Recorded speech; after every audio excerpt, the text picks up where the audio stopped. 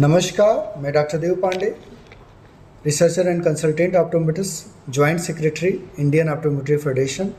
मैं Dev Netralaya and vision therapy centre में practice करता हूं। हम सभी को लगता है कि छोटे बच्चों की आंखों का जांच नहीं होता है, लेकिन एक बड़ा कन्फ्यूज़न है और हमें जानना चाहिए कि हम सभी के जीवन में आंखों की जांच कब कब होनी चाहिए। आंखों का पहला जांच उसी समय होना चाहिए जब कोई बच्चा इस पृथ्वी पर जन्म ले रहा है, यानी नवजात शिशु का भी आई टेस्ट होना चाहिए, कंपलसरी है।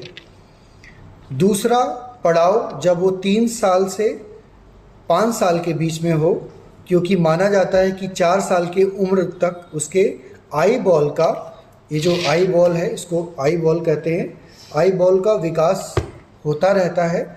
तो 3 साल से 5 साल के बीच में एक बार आई टेस्ट अवश्य कराएं जब बच्चे को हम प्राथमिक शिक्षा के लिए एडमिशन कराते हैं। फिर दूसरा पड़ाव जब उस व्यक्ति का एज 18 से 20 साल की उम्र में हो जाए, यानी माना जाता है कि 18 से 20 साल 22 साल तक शरीर का विकास होता रहता है, यानी हमारा तीसरा टेस्ट 18 से 20-22 साल के एज में होना चाहिए।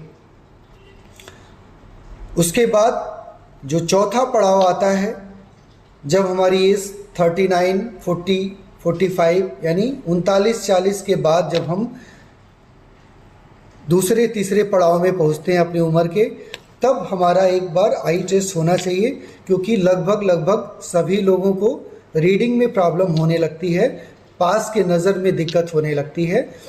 और अगर किसी के परिवार में उनके माता पिता को या बाबा दादी को ग्लूकोमा है, जिसको काला मोतिया कहते हैं, या और भी किसी प्रकार की समस्याएं हैं जिनके चांसेस होते हैं कि जो जेनेटिक हो सकते हैं, यानी वंशानुगत हो सकते हैं, उनका भी वेरिफिकेशन उसी एज में हो जाता है।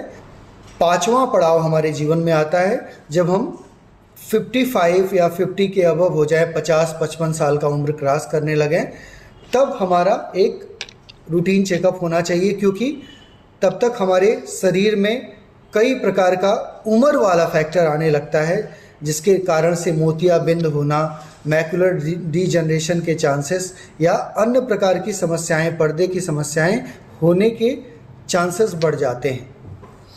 ऑप्थेल्मोलॉजिस्ट के पास और क्वालिफाइड ऑप्टोमेट्रिस्ट के पास जाएं और क्लिनिकल टेस्ट में श्योर करें।